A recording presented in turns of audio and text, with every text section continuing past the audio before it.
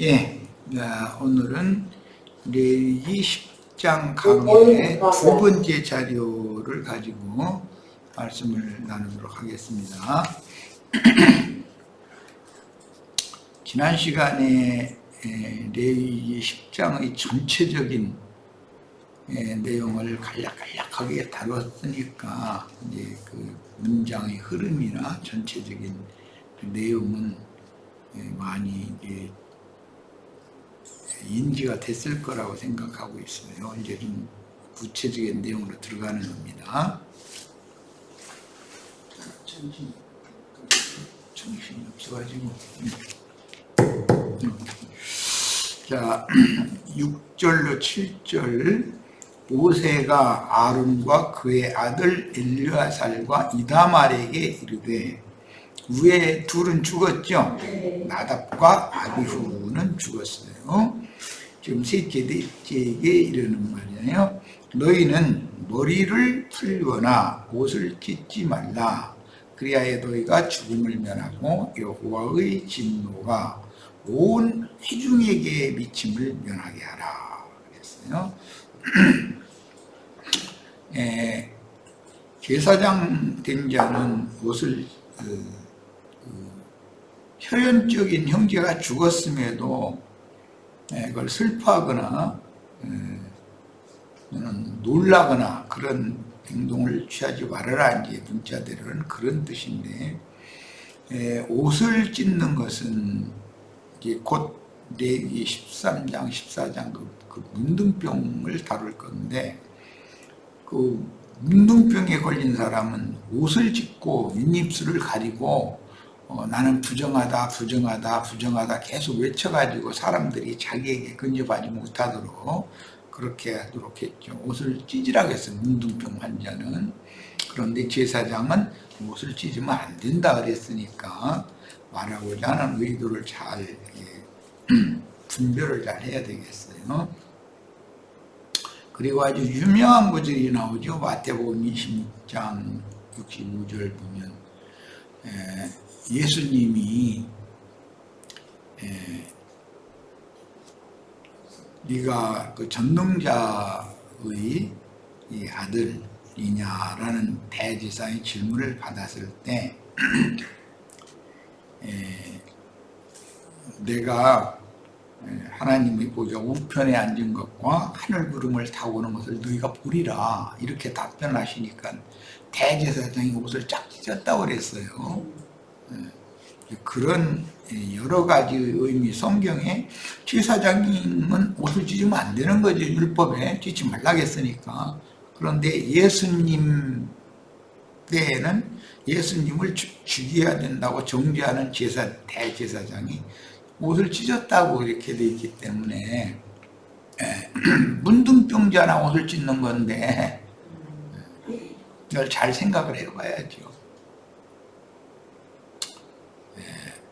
문둥병이라고 하는 것은 사람의 영이 교만하고 마음이 높아진 상태를 빗대서는 말이기 때문에 예수를 정죄하고 사형 판결로 판결을 내렸던 그 유대교의 대제사장은 실제로는 문둥병 걸린 자는 영적으로 보자면 그런 걸 할 수가 있는 거죠. 제사장은 옷을 찢으면 안 되는 거예요. 찢지 말라고 돼 있잖아요. 너희는 옷을 찢지 말라 그랬어요. 또 머리도 풀지 말라 그랬어요. 머리를 풀으려면 제사장이 머리에 영광의 면류관을 이제 쓰게 되는데 그 관을 벗어야 머리를 풀 거 아니겠어요? 이런 것이 이게 그냥 간단한 말인 것 같지만 이게 그렇게 간단한 내용이 아닌 거라는 것을 잘 생각을 해 보셔야 되겠습니다.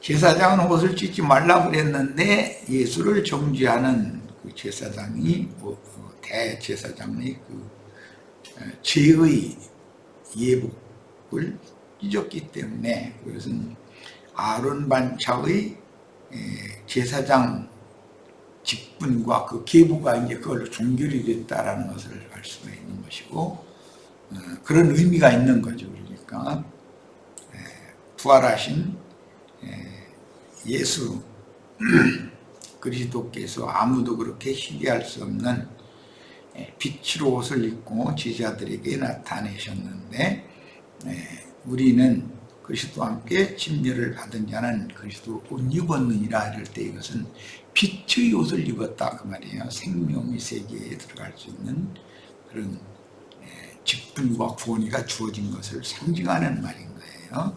이런 것을 잘 생각해 보셔야 되겠어요. 자, 그 다음에 오직 너희 형제 이스라엘 온 족속은 여호와께서 친 불로 말미암아 슬퍼할 것이니라. 이스라엘 족속은 슬퍼하라고 그랬고, 혈연적인 아버지나 형제들은 슬퍼하지 말라고 그랬으니까, 공직을 맡은 하나님 나라의 사명을 수행하는 제사장들은 혈연관계의 어떤 형제 또는 부모의 어떤 애사를 통해서 슬픔을 표현하면 안 된다는 것은, 하나님의 제사장으로 세움을 입은 사람은 오직 하나님 나라와 하나님의 일에만 전념을 해야지, 혈연적인 거, 세상적인 거 이런 것에 자꾸 연루가 되면 그러면 하나님의 일을 할 수가 없다라는 말이죠. 오직 주님과 주님의 나라의 일에 대해서만 전념해야 된다, 그런 말이죠.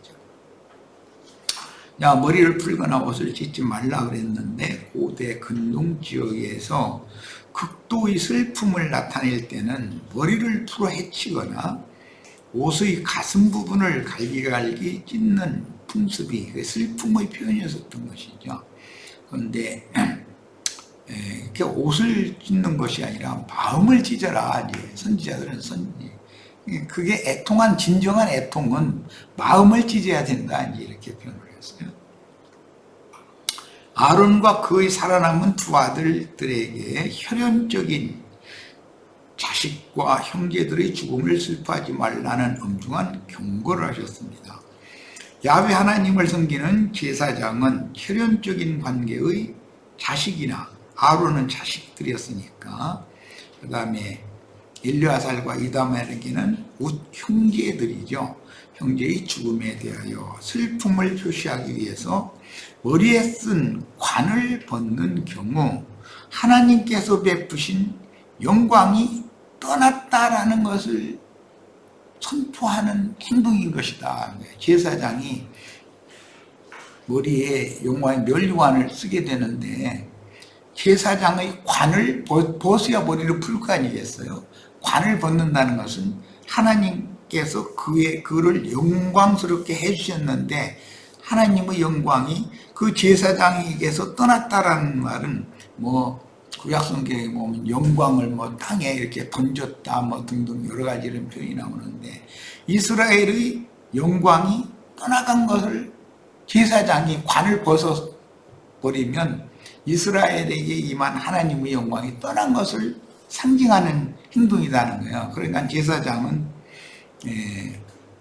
관을 벗고 머리를 풀어서 산발하면 안 된다는 것이죠. 그 다음에 또 머리를 헝클어뜨리거나 세마포 제의를 찢는 것은 곧 제사장 직분의 파직을 의미하므로, 갖춰 입은 제사장 복장을 갖춘 사명자는 속인들처럼 함부로 행할 수가 없습니다. 세상의 관복에도 그 관모라고 하는 거 굉장히 중요해요. 몸에 관복을 다 갖춰 입었어도 그 모자를 함부로 벗어버리면은 그 사람이 국가가 그에게 위임한 그 공적인 그 관직을 소홀히 여기는 그런 것과 같은 뜻이란 말이에요. 길거리에서 교통경찰관이 예를 들어서 아무것도 아닌 일이지만 위반한 차량을 단속을 할 때 정무를 쓰고 그다음에 경찰관의 그 옷을 제복을 잘 갖춰 입고 경례를 딱 해가면서 무슨 경찰서 교통과의 순경 누구입니다, 뭐 경위 누구입니다, 이렇게 자기 그 관등 성명을 일단 대야 되는 것이거든. 나는 틀림없는 이런 당신의 잘못을 단속할 고난을 국가로부터 위임받은 사람이라는 걸 표현을 해야 되니까. 그런데 모자를 그냥 안 쓰고 뭐 옷도 대충 입고 뭐 이런 식으로 하면은 이 미친놈 아니야 너. 나 바쁜데 왜 붙잡아가지고 시비야 이러고 그냥 가도 말 못하는 것이죠. 그런 것을 생각하시면 됩니다. 이번 사건을 통해서 살아남은 제사장들은 부모나 처자나 형제에 상관되는 일이라도 주님을 섬겨 봉사하는 직분보다 앞세울 수 없다는 엄한 교훈을 지금 받는 거예요.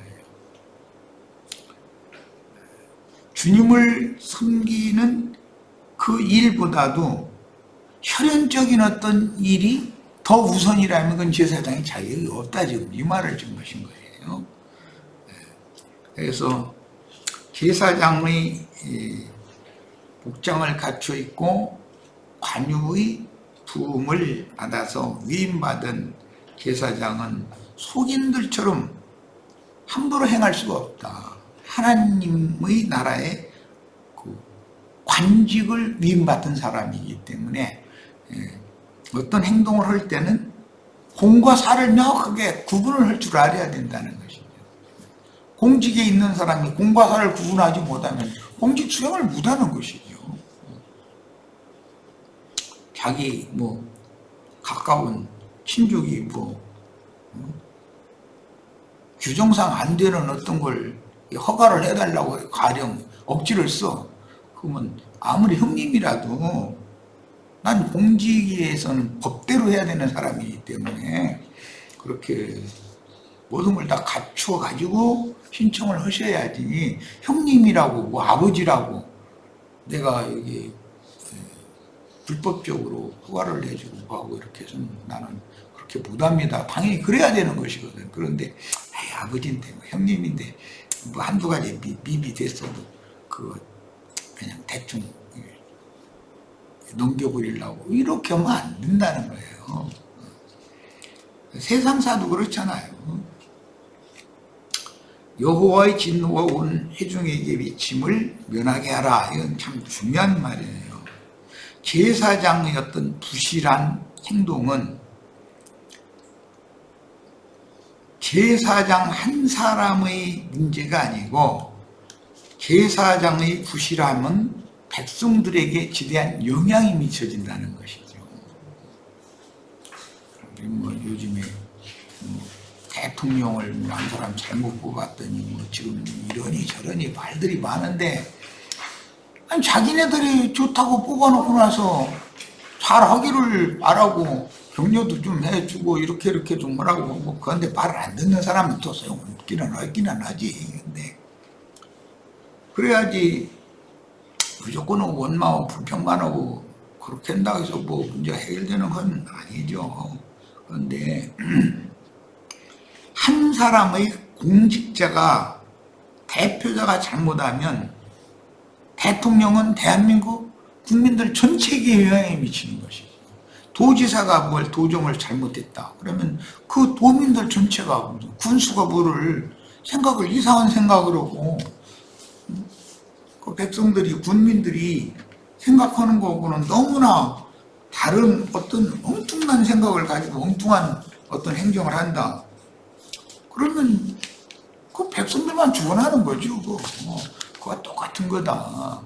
이것은 영적인 공직이라는 것이 이렇게 중요하다는 걸 지금 강조를 하는 중이다라는 것을 알 수 있어요.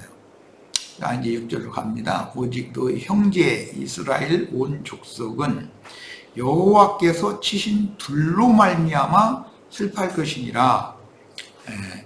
제사장들은 제사장들로서의 책임이 그게 막중하지만 그 백성들은 나답과 아비후라는 선임 제사장들이 여호와의 불로 치심을 받아서 죽임을 당한 것에 대해서 슬퍼해야 된다는 거예요.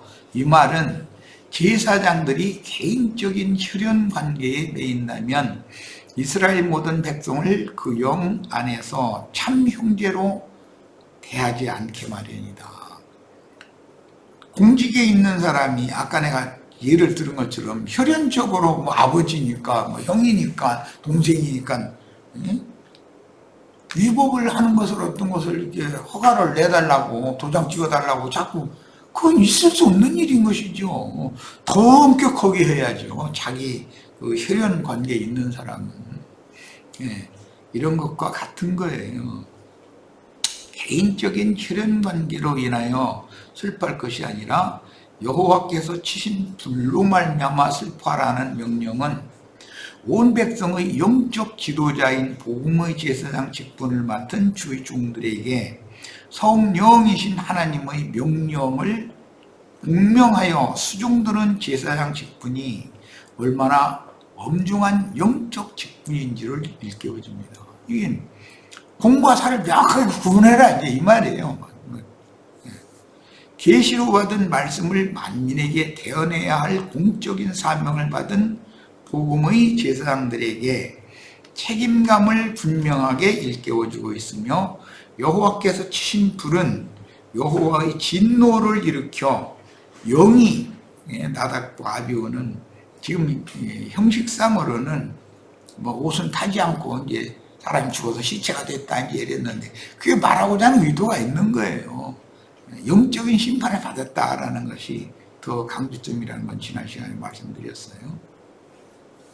그래서 교회 밖에서 이스라엘의 총회 밖으로 멀리 이방인 지구간에서 이렇게 쫓겨나는 상태를 상징해서 이렇게 한 말인데 여호와께서 치신 불은 여호와의 진노를 일으켜 영이 죽임을 당하여 둘째 사망에 떨어지는 제사장이 되지 말라는 강력한 경고입니다. 자신들의 범죄를 중재하는 백성들의 이제 입장에서 보면 자신들의 범죄를 대신 짊어지고 하나님 앞에 나가서 중재를 하는 게 제사장의 직무인데 제사장들이 엄중한 형벌을 받은 것에 대해서 일반 백성들에게 슬퍼하라고 하신 것은 중보자들이 여호와의 불로 치심을 받아 죽은 것을 목도한 백성들은 자신들의 모든 죄과를 제사장들이 대신 담당하는 것을 엄중히 받아야 하기 때문이다. 제사장들은 제사장들에게 이렇게 해라고 엄중한 말씀하셨고 백성들에게는 너희 때문에 죽은 거다라는 말이에요. 그 백성들을 위해서 속죄 제사를 하는데 다른 불로 분향하다가 죽은 거 아니에요. 자기들을 위해서 그 아론과 그 아론의 자손들을 위해서 제사할 때 죽은 게 아니라 백성들을 위해서 제사하다 죽은 거잖아요, 지금. 그래서 자신들의 죄과를 제사장들이 대신 하나님 앞에서 책임지게 된다라는 것에 대해서 이것을 엄중하게 배워야 되는 거예요. 백성들은 또 제사장들은 모든 백성들에게 지대한 영향이 미친다. 제사장들의 어떤 문제는 금연을 제사장들은 엄중히 경고를 받아야 되고 백성들은 자신들의 죄악을 하나님 앞에서 사면 용서받게 하는 그런 중보의 직분을 행하다가 그 사람들이 죽는다는 것은 사실은 제사장들이 그렇게 엄한 형벌을 받은 것은 자신들의 죄과 때문에 그런 것이기 때문에 백성들은 백성들대로 이 하나님의 말씀을 엄중히 받아야 된다는 거예요. 자, 이제 7절입니다. 여호와의 관유가 너희에게 있은즉 동생들인 그 엘르아살과 이다말에게 이제 여호와의 그 기름 부음이 동생들에게 지금 위임이 된 것이죠. 형들은 죽었으니까. 그래서 관유가 너에게 있은즉 너희는 회막문에 나가지 말라. 회막문 밖으로 나가지 말아라. 그리하면 죽음을 면하리라. 밖으로 나가면 죽는 거죠. 이것은 뭐 밖으로 나가면 죽는 예는 출애굽기에서 6월절 그 저녁에도 피 바른 집 문설주 문을 넘어가면 죽는 거잖아요. 밖으로 나가면, 문 밖에 나가면. 거기서부터 이게 계속 되는 거예요. 그래서 도피성 밖으로 나가면 죽는 거예요. 그러니까 제사장들은 자기의 당직 기간 내에는 절대 회막문 밖에 나가면 안 된다 이 말이에요. 이것은 우리는 쉽게 뭘 생각하면 되냐면 일단 교회에 들어와서 복음을 맡은 사람들은 교회를 떠나면 죽는 거다. 자, 마태복음 21장 23절로 24절을 인용을 했는데 이것은 관유가 너에게 있은즉 이라고 하신 말씀은 제사장 직분이 육적 장자권자들에게서 영적 장자권자들 즉 동생들에게로 계승됐다 이 말이에요. 먼저는 육적인 장자권자들이 제사장으로 했는데 죽임당했기 때문에 동생들에게 제사장권이 지금 이어진 거예요.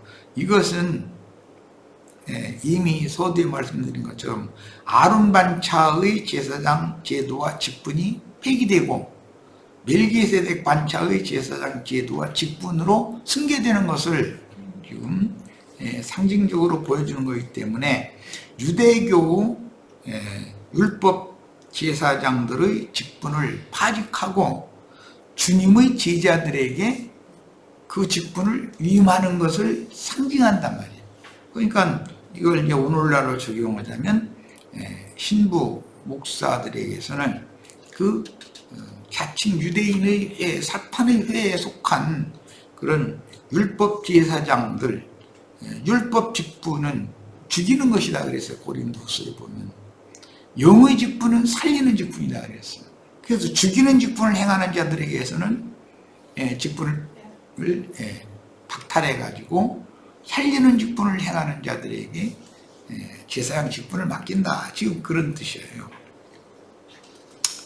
자, 이것은 신약 성경에서 이런 말씀이 반복돼서 여러 번 나오고 이번에는 이제 3페이지로 바로 넘어갑니다. 마태복음 8장 22절을 인용을 했는데 거기 보면 주님께서 주님의 제자가 우리 아버지가 돌아가셨는데 아버지 장사를 하고 와서 주님을 따르도록 좀 허락해 달라고 그러니까 죽은 자들로 저희의 죽은 자를 장사하게 하고 너는 나를 쫓으라 이렇게 하셨죠. 아버지 장사도 지내는 걸 허락을 안 했어요. 그러니까 이게 문자대로 자면은 있을 수 없는 일이잖아요. 세상사로. 이건 세상사의 일이 아닌 것을 지금 성경은 알 수 있어요. 이게 죽은 자들로라는 말은 불신자들로. 너희 아버지는 불신자니까 불신세계의 죽은 시체는 불신자들이 가서 시체 장사할 거고 너는 그런 시체를 만지거나 무덤을 만지거나 그럼 부정한 일을 하면 안 된다. 지금 이걸 말씀한 건데 구약 성경에는 제사장들 저기 박승혜 자매 음속 구약 성경에는 아주 중요한 말씀이 굉장히 많이 나와요. 시체를 제사장들은 아버지의 시체라도 어머니의 시체라도 형님의 시체라도 시체를 만지면 안 돼요. 그래서 지금 엘르아살과 이다말은 형님들이 죽었는데도 시체를 만질 수 없는 거예요. 또 박승혜 자매 여기를 끄세요. 애기가 그러는 겁니다. 저하고 놀아달라고 자꾸 저렇게 하는 거죠. 또 아버지의 무덤이나 어머니의 무덤, 형님의 무덤이라도 무덤을 만지면 안 돼. 시체를 만지거나 무덤을 만지면 같이 부정한 자가 된다. 사망의 독이 옮겨오는 걸로 이렇게 돼 있어요. 자, 이런 말씀은 굉장히 참 어렵죠. 제사장이라는 게 주님의 참 제자가 되려면 어쨌든 혈연적인 육신의 일이나 사망에 관계되는 것이면 절대 연루되면 안 된다. 지금 이 말이란 말이에요. 자, 마가복음 10장 28절로 31절에 베드로가 여자와 이르되 보소서 우리가 모든 것을 버리고 주를 따랐나이다. 예수께서 이르시되 내가 진실로 너희에게 이르노니 나와 복음을 위하여 집이나 형제나 자매나 아버지, 어머니나 아버지나 자식이나 전토를 버린 자는. 그래서 주님을 따르려면 다 버려야 돼. 혈연 관계라면 싹 버려야 돼. 이렇게 하면은 이게 하나님의 종으로 쓰임 받는다는 것이 얼마나 엄중하다는 걸 지금 딱 볼 수 있는 거잖아요. 본토 친척 아비 집을 떠나지 않은 사람은 주님의 종이 될 수가 없어요. 그리고 진실되게 주님을 믿으면 세속적인 아버지, 어머니, 형님, 누나, 동생 이상하게 멀어져요. 왜? 사는 정신세계가 다르고 생명의 근본이 다르기 때문에 멀어질 수밖에 없어요. 세상 그렇게 친한 친구들도 다 멀어지게 돼 있어요. 뭐 베드로만 버린 게 아니라 우리도 오늘 이렇게 딱 뒤로 한번 돌아보세요. 자연스럽게 이 혈연적인 관계나 세속적인 관계가 멀어질 수밖에 없어요. 버려질 수밖에 없어요. 이게 제자들의 길이에요. 자, 이런 말씀을 이제 문자대로 이걸 만약에 해석을 하면 부모의 시체를 만져도 안 되고 부모의 무덤에 가서 말하자면 성묘가도 안 되는 거예요. 이제 요즘에 풀뜯으러 이제 많이들 내려갈 텐데 풀 뜨다가 옷밭이 저기 땅벌 때 만났다가는 큰일 나죠. 그런데 무덤을 만지지 못하게 돼 있어. 제사장들은 시체도 만지면 안 되는 것이고. 자, 그런데 이런 말씀을 문자대로 해석하면 나시린의 율법 실행을 크게 오해하여 절간의 중과 같이 될 수밖에 없겠죠. 베드로가 모든 것을 버렸다 그러면은 아버지가 굶어 죽는다 오는데도 나 몰라라 하고 난 주님밖에 모른다 그러면은 지금 그 말이겠는가 생각해 보란 말이에요. 내가 왜 이제 이런 것을 강조하냐면 하나님 말씀을 오해하면 율법을 모세 율법을 오해하면 큰 문제가 되기 때문에 그래요. 예, 지금은 뭐 그러는지 어쩌니 난 세속교계 생활을 지금은 않기 때문에 잘 모르겠는데 예, 저 멀리 이제 산속에다가 기도원 지어놓고 툭큰 기도원에 사람들 이제 데리고 가요. 목사가. 그러면 그 목사의 설교에 목매고 사람의 종이 되어버린 상태에서는 금식기도원에 가서 예를 들어서 3일은 보통이고 5일, 7일 이제 보통 이렇게 금식기도를 하는데 자식 새끼들이 밥을 먹는지 학교를 갔는지 자기 남편이 밥을 먹는지 뭐 직장에 제대로 다니고 있는지 상관없어. 그냥 가서 저 분강사 하는 대로 불러오고 막 이거 하고 그 은혜 받았다고 이러고 그러고 다니면 그게 과연 합당한가를 생각해봐라. 이걸 지금 얘기하려고 그래요. 아버지 예수 믿으니까 아버지 시체도 만지지 말고 아버지 무덤도 만지지 말아야 된다. 문자대로 만약에 그런다면 그게 과연 합당 가능하겠는지를 생각해보고 이게 그러면 영적으로는 무슨 뜻이 있을까를 생각을 해봐야 되지 않냐 이런 말이에요. 자, 시체나 무덤이라는 말씀은 비유가 되어서 세상 사람들이나 세속 교계의 모든 부정한 신자들, 목사의 설교를 여과 없이 받아들이는 것은 시체와 입맞추는 거예요. 그래가지고 시체 속에서 지옥 구더기가 때로 나와가지고 입맞추면 내 뱃속으로 다 들어가서 내가 군대 귀신 들려. 이런 것을 말한다 이 말이에요. 두 무덤 사이에서 외치는 자들 얘기가 나올 때 성경이 말하는 그 무덤에서 사는 자들이라는 사람들이 누구냐 하면은 그때 당시 유대교 지도자들을 염두에 두고 하신 말씀이다라는 거예요. 가서 무덤을 만지지 말아야 되고 거기 있는 자들은 아니 무덤에 있는 자들은 다 시체잖아요. 시체 만지면 안 된다 이 말이란 말이에요. 그럼 이렇게 영적으로 이것을 생각을 꼭 반드시 깨달아야 된다. 그래서 시체나 무덤이라는 말씀은 비유가 되어 세상 사람들이나 세속 교계의 모든 부정한 신자들과 그 체제를 의미하므로 신약 성경의 두 무덤 사이에서 외치는 자들인 군대 귀신 들린 자들에 대한 이해를 바르게 할 필요가 있다.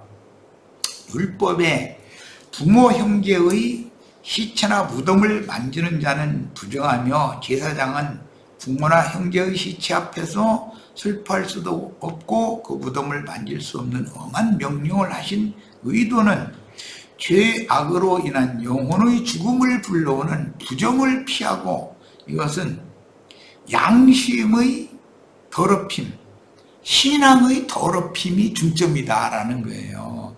사망의 독이 나에게 올 수가 있다는 거예요. 예배당에 가서 아무 생각도 없이 그 죽은 자들 공동묘지예요. 거기 죽은 자들이 무덤이에요.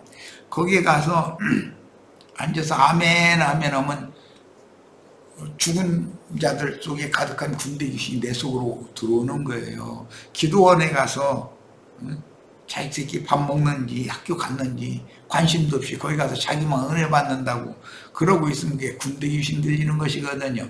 이걸 잘 생각하셔야 돼요. 7 귀신 붙어가지고 오는 거예요. 그런데 그러고 다니면 이렇게 하면 이제 예배당 기도원 목사들 다 바꾸면 좋게 생겼네 이제. 이런 것을 성경을 잘 생각을 해야 돼요.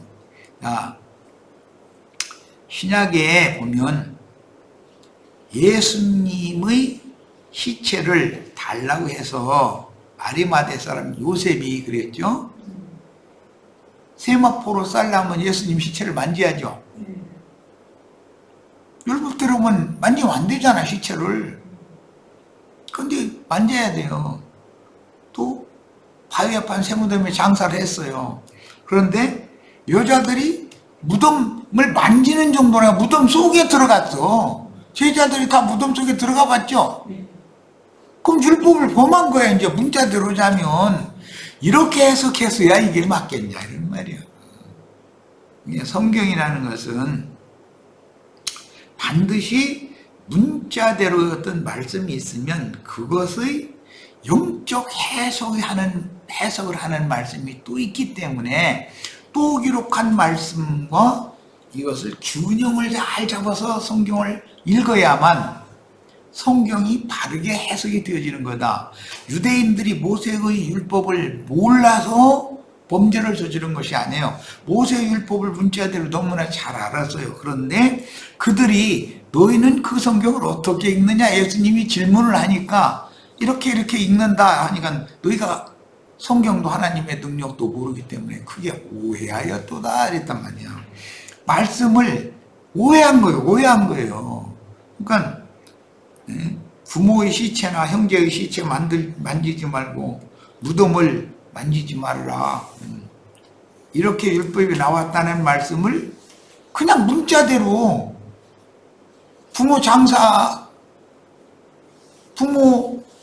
돌아가셨으면 어머니 얼굴도 좀 시켜드리고 마지막 보내는데, 응? 손발도 좀 깨끗이 씻어드리고, 그러면서 서유를 입혀드려야 맞잖아요. 어머니가 돌아가셨는데, 머리가 막 헝클어졌으면 머리라도 좀 깨끗이 이렇게 만져서 빗어드리고, 아니, 그렇게 해야 그게 자식의 도리지. 아, 나는 말씀 전하는 사람이니까 어머니 시체 손대면 안 돼? 아니, 이렇게 해석하면 맞겠냐, 이런 말이요. 그래서 모든 성경의 말씀은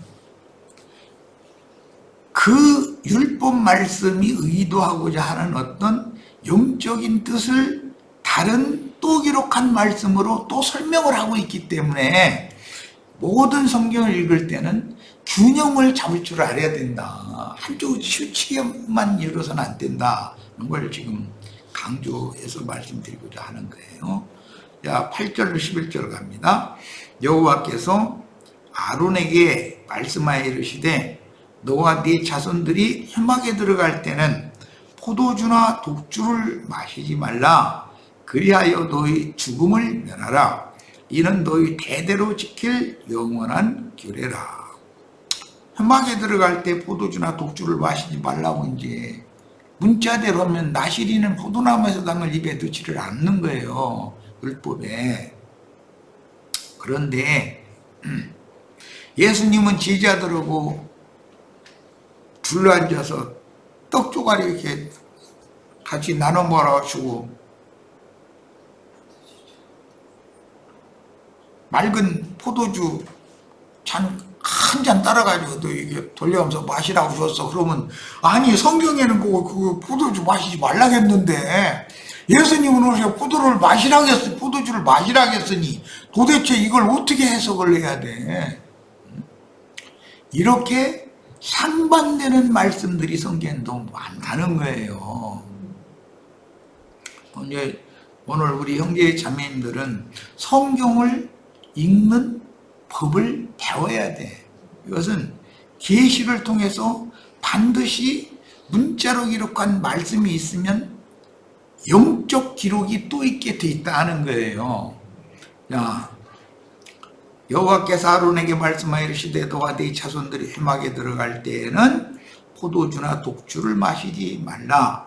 이 말은 나답과 아비후는 포도주나 독주를 마셨다는 말이에요, 지금. 그러면 이 포도주나 독주라는 개념이 하나님이 생각하는 개념과 문자대로의 개념이 같겠냐 이 말이에요. 그리하여 너희 죽음을 면하라. 이는 너희 대대로 지킬 영원한 규례라. 그리하여야 너희가 거룩하고 속된 것을 분별하며 포도주나 독주를 마시고 취하면 분별력이 없어진다는 것이 이제 제일 중요한 문제가 되는 거죠. 거룩한 것과 속된 것에 대한 분별이 없어져 버려. 그 다음에 부정하고 정한 것을 분별을 못해. 시체를 만지거나 무덤을 만지면 부정해져요. 그런데 이게 문자대로 아버지나 어머니의 시체를 만지고 무덤을 만지는 문제인지를 영감을 통해서 계시를 또 받아서 영적 해석을 한 말씀을 균형을 잡지 못하면 이거 큰일 난단 말이에요.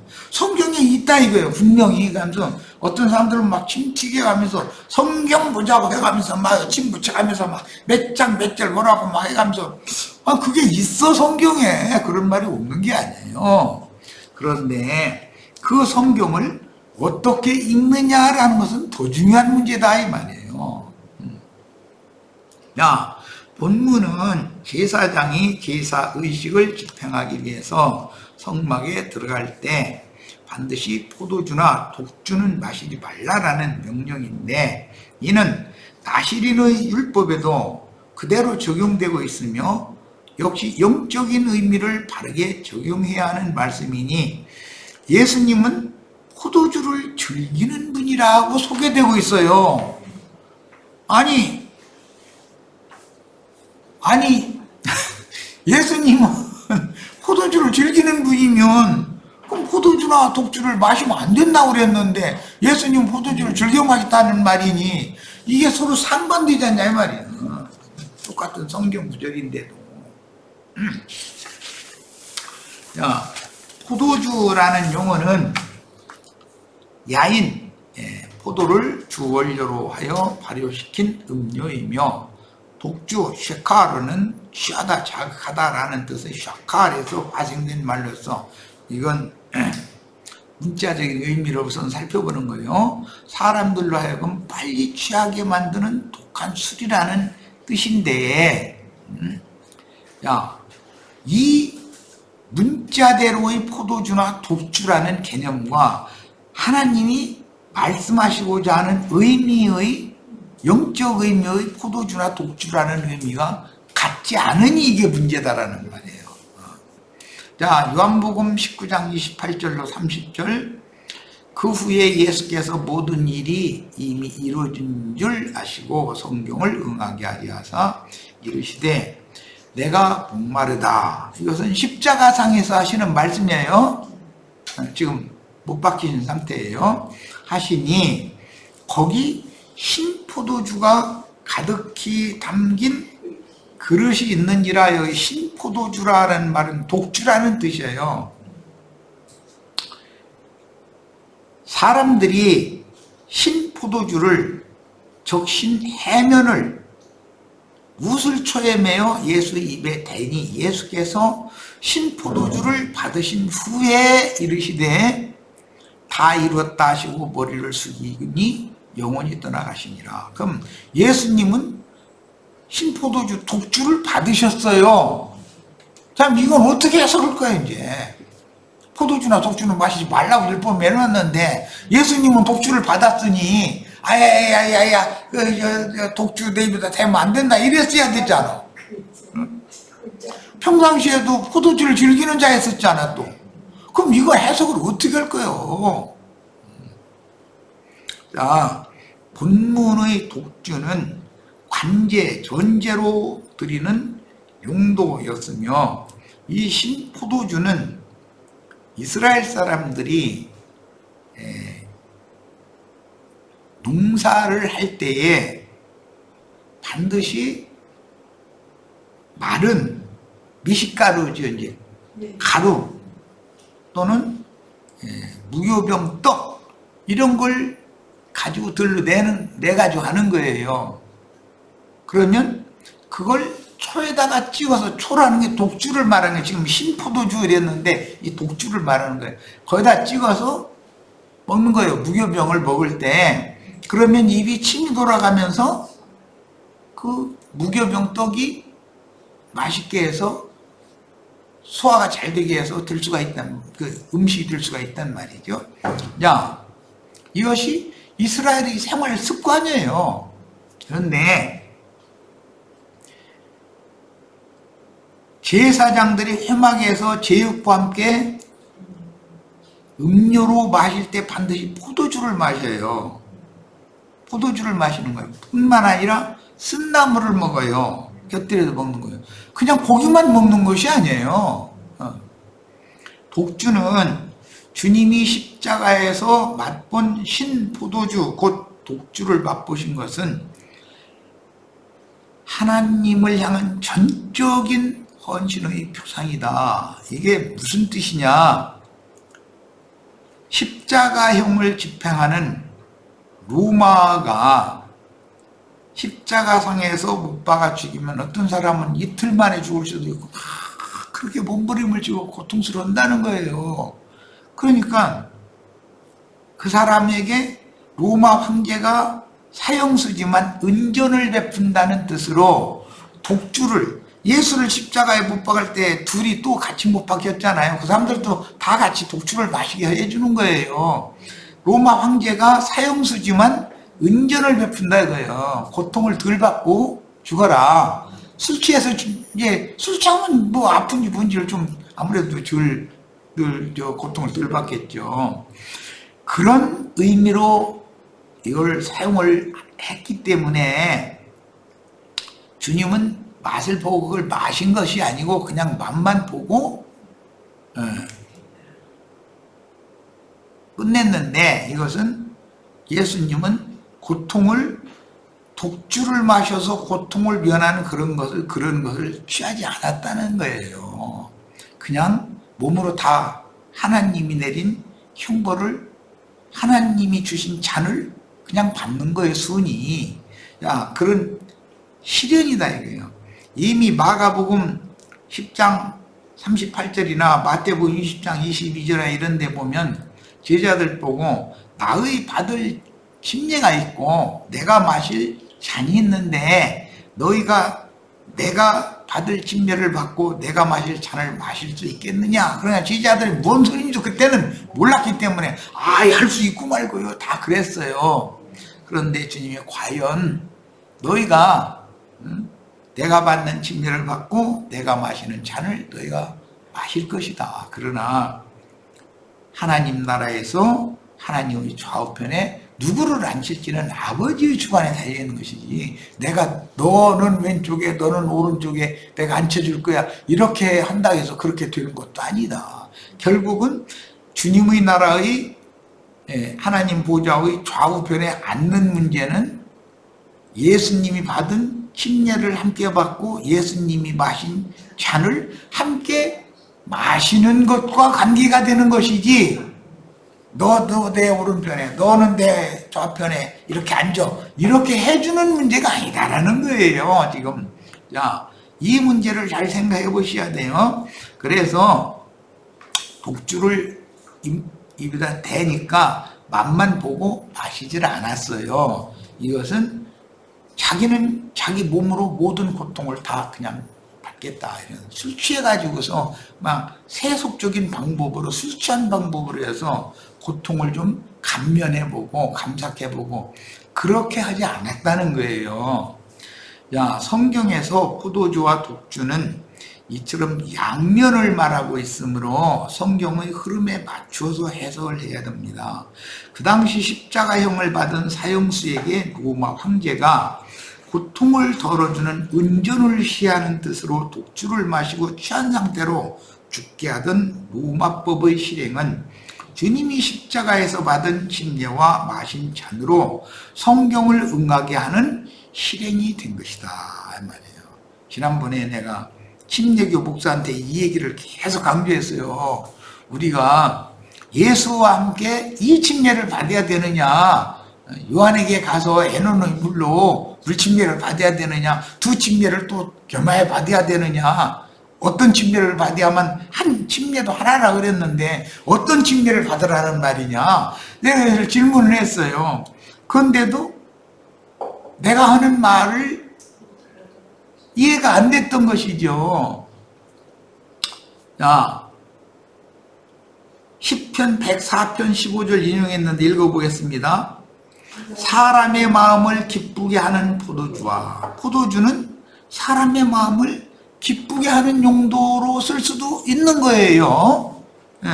그런데 포도주는 마시지 말라고만 되어 있는 율법, 그것만 주장해서는 안 되는 거지. 그러니까 또 다른 말씀도 있으니까, 사람의 얼굴을 윤택하게 하는 기름과 사람의 마음을 힘있게 하는 양식을 주셨도다 그랬는데, 노아의 때에 노아는 새 땅에 포도농사를 했죠. 포도주에 취해가지고 벗은 몸으로 잠들었는데 함의 아들 가나안이 이를 자기 아비 함에게 고하니까 함은 또 형제들한테 가서 고했어요. 그랬더니 셈과 야벳은 뒷걸음질 쳐서 자기 겉옷을 벗어가지고 아버지 하체를 덮어줬다는 거예요. 가려줬다는 거예요. 그랬는데 함과 가나안은 광포만 하고 떠들기만 한 거죠. 그래서 함과 가나안은 저주를 받았고 셈과 야벳은 복을 받았어요. 노아는 포도주를 마시고 취해서 그런 거예요 지금. 야, 마태복음 11장 18절로 19절.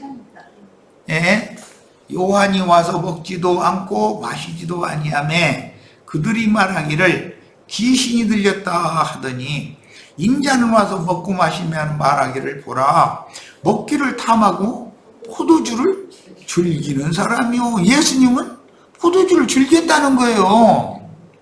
세리와 죄인의 친구로다 하니 지혜는 그 행한 일로 인하여 옳다함을 얻느니라. 그러니까 지혜는 예수님인데, 하나님의 지혜자는 예수님인데, 예수님은 세리와 장기 이방인들 가리지 않고 식사하자고 초대를 하면 아무한테나 가는 거예요.